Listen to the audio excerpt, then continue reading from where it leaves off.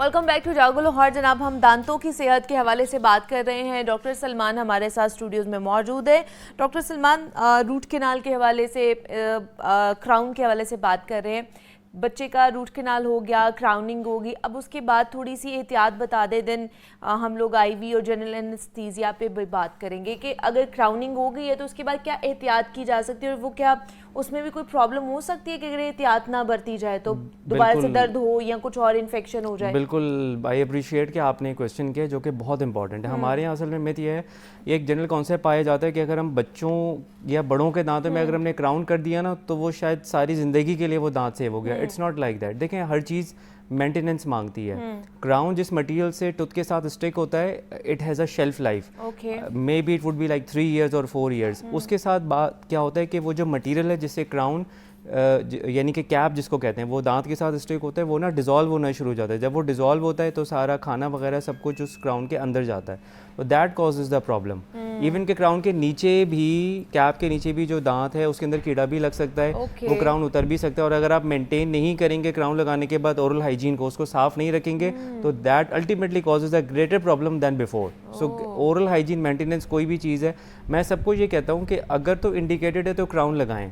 लोगों से अपने ओरिजिनल नेचुरल टूथ साफ करना मुश्किल है, क्राउन वाले दांत को साफ करना it's a more difficult as compare to the natural dentition. So if you have that dexterity, you can clean you can maintain your oral hygiene and तमाम दांत की सर्फेसिस को अच्छी तरह क्लीन कर सकते हैं, then go for the crown. Every candidate is not a good candidate for the crown.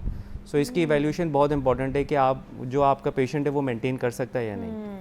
अच्छा, ये आजकल जनरल एनेस्थीसिया भी चल रहा है हमारे डेंटिस्ट्री में, और देन आईवी जैसे आपने बात की कि वो भी हो रही है, बच्चों में भी ये चीज़ हो रही है, बच्चों में भी लगाई जा रही है। अच्छा, बच्चों का ट्रीटमेंट यूजुअली जैसे मैंने पहले बात की, बिहेवियर मैनेजमेंट बहुत इंपॉर्टेंट है। अगर तो हमारे पीडियाट्रिक पेशेंट्स लोकल एनेस्थीसिया यानी कि जो on the chair side procedure हैं, 90% या 80% प्रोसीजर्स अब उस लोकल में ही होते हैं।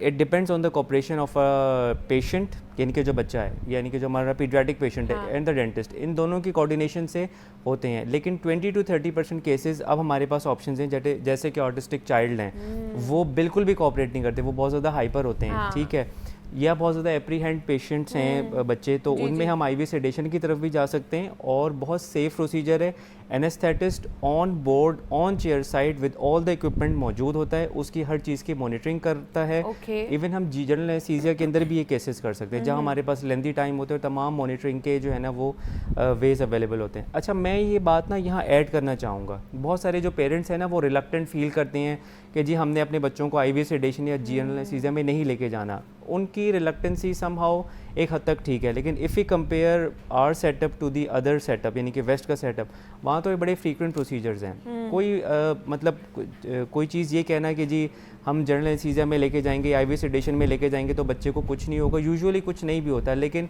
गॉड फॉरबिडन कुछ हो भी सकता है। So we have all the measures के बाद में उसको मैनेज कर सकते हैं, बाद में उसको मैनेज किया जा सकता है। हमारे साथ एक कॉलर भी हैं नौशहरा से, उन्होंने हमें कॉल की है, मोहम्मद खान आफरीदी। अस्सलाम वालेकुम। मैंने ये पूछा था बच्चों के दांतों का जी, कि इनको किस वक्त ब्रश या सफाई करनी चाहिए। ठीक है जी, बच्चों के हवाले से बहुत शुक्रिया आफरीदी साहब, आपने कॉल की है कि ब्रश कब करना चाहिए, सफाई कब करनी चाहिए बच्चों को। जब बच्चे के मुंह में पहला दांत निकल आता है at the age of 6 months और 7 months, एट दैट टाइम आपने बच्चों को ब्रशिंग स्टार्ट करवानी है।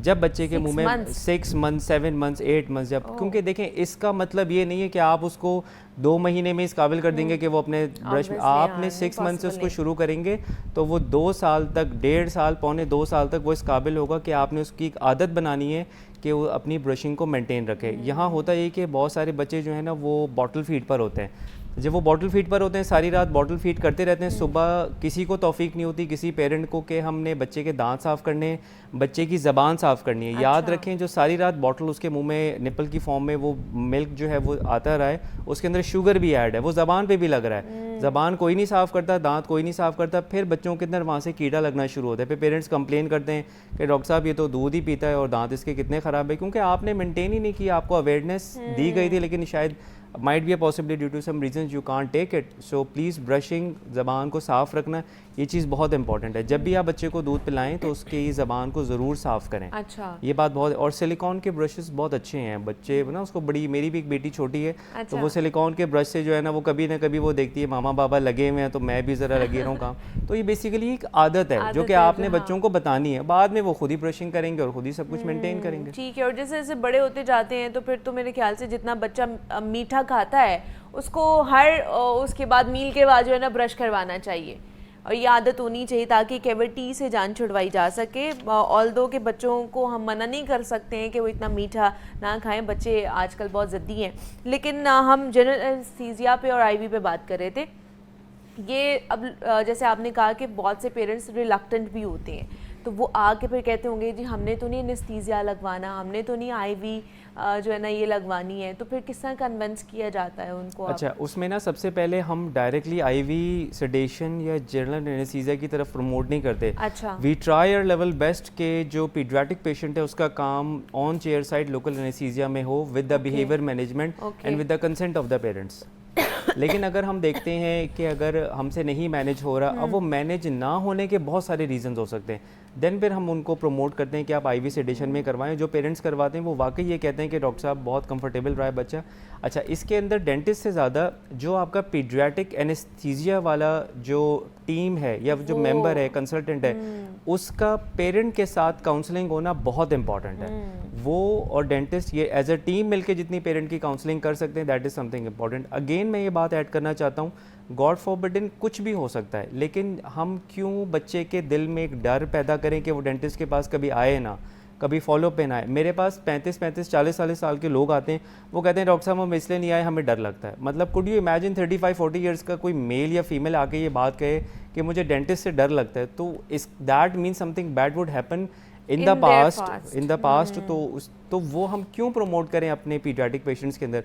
मैं तो चाहता हूँ कि बच्चे फॉलो पे आए और वो खुशी आएँ, और मार्क माय वर्ड्स, बच्चे जितना डेंटिस्ट की बात को वंस दे सेटिस्फाई, वो जितना डेंटिस्ट की बात को फॉलो करते हैं वो पेरेंट्स की बात को भी इतना फॉलो नहीं करते। तो ये बड़ा ज़रूरी है ख़ासतौर पर एजुकेट करना पेरेंट्स को भी, और साथ ही साथ जो हमारे डॉक्टर्स हैं उनको भी। बिल्कुल, पहले उनकी ट्रेनिंग होनी चाहिए, तभी वो अच्छे तरीके से पेरेंट्स को कन्विंस कर पाएंगे ना। एग्जैक्टली, बिहेवियर मैनेजमेंट आपने पीडियाट्रिक पेशेंट्स के अंदर बहुत इंपॉर्टेंट है। और अब तो ये पीडियाट्रिक डेंटिस्ट्री के अंदर एक हर मेडिकल कॉलेज में एक पूरा डिपार्टमेंट है और पूरा सब्जेक्ट पढ़ाया जाता है। इसका बाकायदा एग्जाम होता है ऑपरेटिव डेंटिस्ट्री के अंदर, जिससे मेरा ताल्लुक भी इसी स्पेशलिटी से। तो अब पीडियाट्रिक डेंटिस्ट्री तो अलग हो गई है, तो ये पूरी फील्ड है, इसमें बच्चों के, और आपको मज़ा भी बहुत आता है कि बच्चे अलग अलग रिएक्शंस देते हैं, कुछ बच्चे बड़े एग्रेसिव भी होते हैं, तो वो बड़ा एक अच्छा, बहुत अच्छा आपको एंजॉय करते हैं आप इस सारे डिपार्टमेंट को। अच्छा, एनेस्थीसिया का थोड़ा सा हमारा यहाँ पे माइंडसेट भी है ना कि हमें नो हाउ है नहीं एनेस्थीसिया की क्या है, किस तरह है। फिर बहुत सारे मिथ्स भी जोड़े जाते हैं कि एनेस्थीसिया दे दिया, खुदा ना खास्ता होश आए ना आए, ये सारी चीज़ें जो है ना बहुत ज़्यादा प्रिवेल करती हैं हमारी सोसाइटी में। तो ये इस वजह से भी मुझे लगता है कि बहुत फेयर होता है पेरेंट्स के अंदर। अच्छा, बिल्कुल ठीक है आपकी बात। देखें, मैं भी एक पेरेंट हूँ और मेरे भी उसमें कंसर्न होगा, लेकिन मेरा सबसे एक बहुत ही समझ लें बहुत एक मासूमाना सवाल ये है, there are so many procedures which were done in the GA. बहुत सारे प्रोसीजर्स हैं जो कि जीए में किए जाते हैं, एमरजेंसी में भी किए जाते हैं, कार्डिक पेशेंट्स के भी किए जाते हैं। वहाँ तो जो आपके जो पेशेंट होता है उसके साथ जो अटेंडेंट्स होते हैं जो कि रिस्पॉन्सिबल होते हैं, वो तो कभी डॉक्टर से नहीं पूछते कि जी ये होश में आएगा या नहीं आएगा। सबसे ज़्यादा डेथ्स भी वहाँ होती हैं। Then why you ask this question, why you won't ask this question to them at that time जब आपका पेशेंट ऑन स्टेक होता है, and why you ask this so much concern कि जब आप एक डेंटिस्ट के पास इलाज करवाने के लिए आते हैं तो आप इतना सवाल, मतलब there is a comparison between the two things. मतलब एक कार्डियोलॉजिस्ट है वो तो कह देगा जी I am not responsible, even anaesthesia वाला भी कह देगा, and even I sign so many papers on the table for the GA for my very close relatives. I never asked them कि जी ये उठ भी पाएगा या नहीं, बट लोग मुझसे इतनी इंटेरोगेशन करते हैं, बट उनका राइट बनता है, उनको करनी भी चाहिए, ठीक है।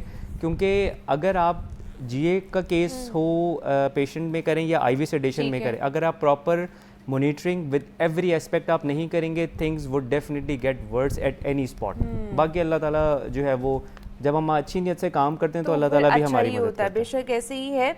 और दूसरा ये कि जब आप किसी अच्छे प्रोफेशनल के पास जाते हैं ना तो फिर कोई भी प्रॉब्लम नहीं होती है। तो डॉक्टर सलमान हमारे साथ मौजूद थे। और doctor Salman, thank you so much कि आप आए और हमने दांतों की सेहत के हवाले से बात की है, ख़ासतौर पर बच्चों के अंदर जो ओरल हाइजीन है वो कैसी होनी चाहिए, उनके दांत किस तरह के होने चाहिए। ब्रेक लेते हैं, यहाँ पे मिलते हैं इस ब्रेक के बाद।